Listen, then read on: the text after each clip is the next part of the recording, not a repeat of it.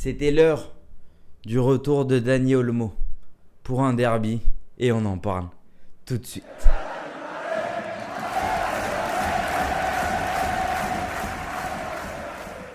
Bonjour à tous et bienvenue dans cette nouvelle vidéo du comptoir catalan et aujourd'hui on se retrouve pour cette analyse d'après-match du match qui a opposé le FC Barcelone face à l'Espagnol de Barcelone, le derby catalan, un match qui a été souvent ces dernières années sous haute tension.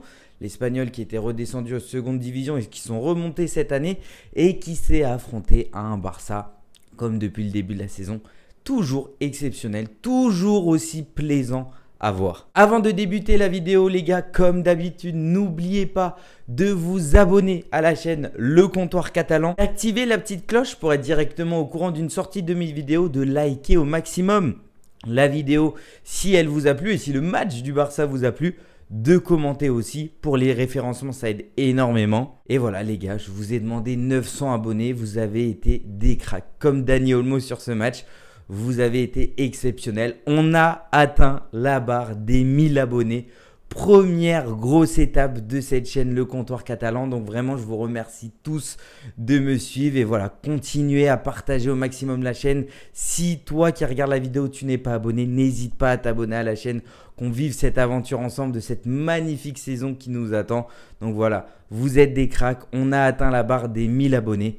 Prochaine étape, 1100 abonnés. Je compte sur vous. Bon, pour fêter ces 1000 abonnés, un derby qu'on a remporté 3-1 à l'Estadio de Montjuïc. Donc on va commencer comme d'habitude avec la compo et il y a eu un seul changement. Enfin non, en vrai il y a eu deux changements puisque Dani Olmo déjà dans un premier temps est revenu en tant que titulaire à la place de Fermin. Voilà, quand on voit cette équipe, ce quatuor offensif, Lamine Yamal, Lewandowski, Rafinha et Dani Olmo juste derrière en numéro 10, voilà, c'est juste exceptionnel. Juste en dessous, Pedri, Casado qui sont toujours à un niveau qu'on adore et qui ont encore contrôlé le match comme il le fallait. Et en défense, voilà, la petite différence, c'est Hector Fort qui a pris la place de Koundé. Voilà, faire tourner un petit peu l'effectif. Koundé joue énormément, voire tous les matchs depuis le début de la saison.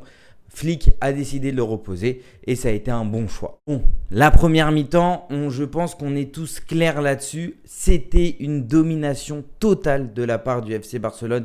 Ils sont rentrés directement comme il le fallait dans le match. Ils se sont procurés rapidement des actions et surtout, on avait toujours le ballon. Et il y avait voilà ces petites passes qui se faisaient facilement, ces petites combinaisons qui marchaient presque tout le temps, que ça soit entre Dani Olmo, Rafinha, Lewandowski et Lamine Yamal, ça allait vite, c'était fluide, c'est le beau football qu'on aime voir et c'est le beau football qu'on voit depuis le début de la saison. Et voilà, ça n'a pas tardé avant le premier but de Dani Olmo. On l'a vu déjà tenter dès le début du match, au lieu de faire parfois des passes à Lamine Yamal qui était un petit peu plus, mieux disposé à marquer. On voyait que Dani Olmo dès le début voulait absolument marquer et il a fait. Voilà, premier but de la part de Dani Olmo sur une passe magnifique de Lamine Yamal. Voilà, Lamine Yamal ne nous étonne même plus avec ce toucher qu'il a, ces caviars qu'il fait, c'est juste exceptionnel. C'est encore du kiff. C'est que de la beauté en fait. C'est pas du simple football, c'est de la beauté, c'est de la magie. On ne regarde plus des matchs de football quand on regarde le Barça cette saison. On regarde un spectacle. Là, je vous fais pas d'analyse de match, je vous fais d'analyse d'un spectacle, d'un film que je viens de voir. C'est juste exceptionnel. On sent que voilà, ce Barça-là a quelque chose en plus et que ce joueur-là, Lamine Yamal, a quelque chose dans les pieds que pas beaucoup de joueurs ont. C'est une délicatesse, la passe magnifique pour Dani Olmo. Dani Olmo qui termine. Premier but du Barça, le Barça qui était rentré rapidement dans le match et ça n'a pas tardé avec une magnifique passe aussi de Casado. Voilà, je vous le dis les gars depuis ces dernières vidéos, mais depuis que Casado est titulaire, il fait des matchs de patron. Il a un rôle très important au milieu de terrain pour garder cet équilibre qui est très offensif avec Pedri qui se projette plus et qui amène plus le ballon vers l'avant. Casado, il est plus, on va dire, en retrait. Mais même en étant en retrait, il arrive à faire des passes qui sont millimétrées. Là, il a fait une passe magnifique pour Rafinha qui saisit directement l'opportunité pour lober le gardien de l'Espagnol. 2-0 très rapidement. Et le 3-0 n'a pas tardé à la 30e minute. Le Barça qui marque déjà 3 buts face à Espanyol en plein derby. comme fait Dani Olmo, on n'a pas perdu de temps.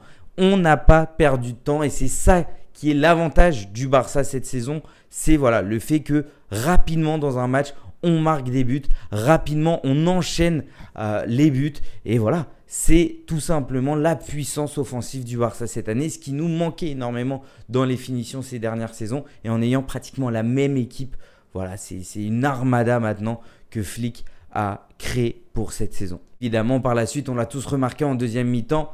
C'était largement un autre visage du Barça. Voilà, on voyait à la fin de la première mi-temps qu'ils continuaient quand même, qu'ils avaient encore faim, qu'ils voulaient encore marquer d'autres buts. Mais à deuxième mi-temps, c'était un autre visage. Un Barça voilà, qui ne cherchait plus vraiment à jouer. Et c'est risqué quand même. Voilà, faut faire un petit peu attention. Je pense que ce match peut être une petite alerte quand même de ne pas se laisser aller, trop se laisser aller, avoir une surconfiance. Flick qui choisit de faire un changement en faisant rentrer Fermin à la place Dani Olmo pour faire quand même tourner, puisque en gagnant 3-0, tu n'as pas besoin non plus d'user, trop pousser les joueurs, surtout Dani Olmo qui revient de blessure.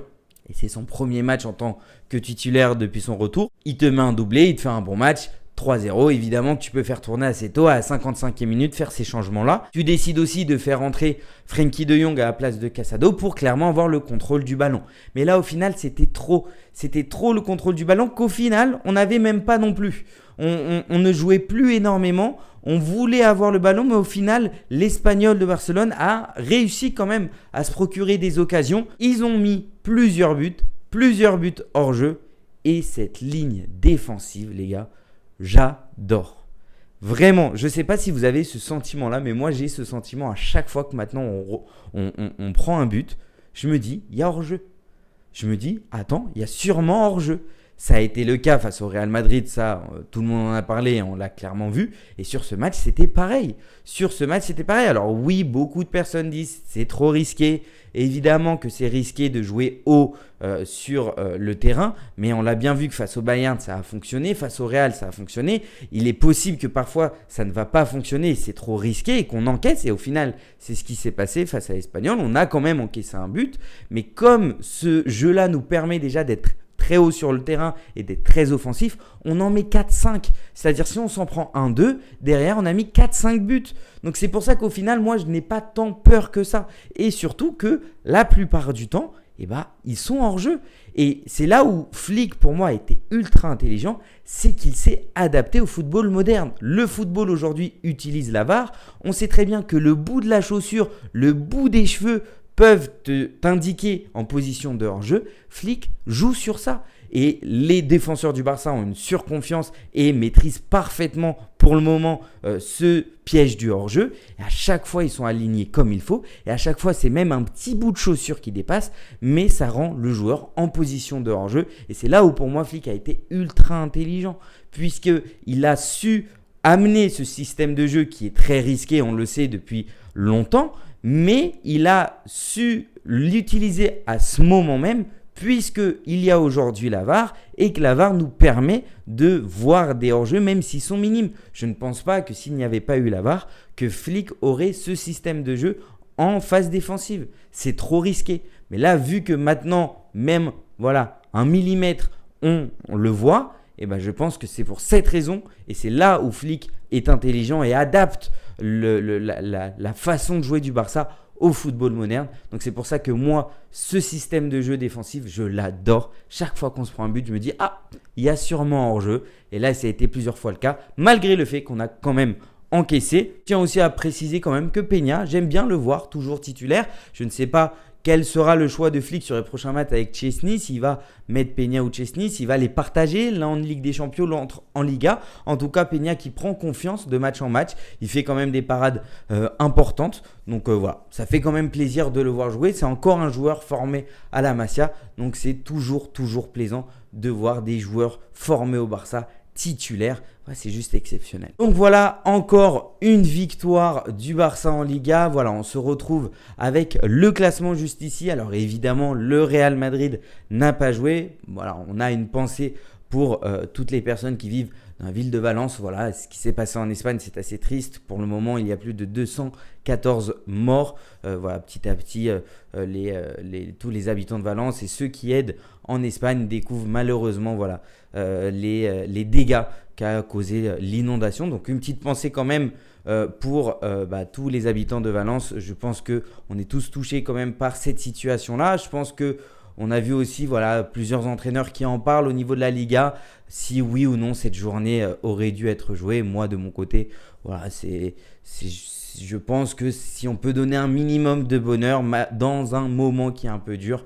voilà, je ne pense pas que ce soit nécessaire de supprimer ou du moins voilà, annuler tous les matchs. Évidemment que le match de Valence face au Real Madrid, c'était nécessaire qui ne se déroule pas maintenant.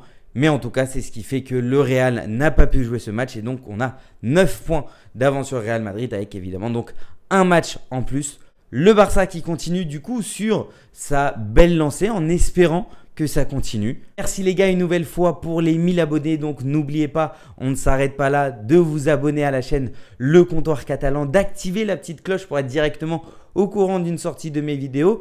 Évidemment, de commenter au maximum pour les référencements, de partager la chaîne et de lâcher le petit like si la vidéo t'a plu. Belle victoire, derby catalan, une nouvelle fois de notre côté. Et surtout, n'oubliez pas, Visca Barça, Visca Catalunya y también Viva España. Ciao.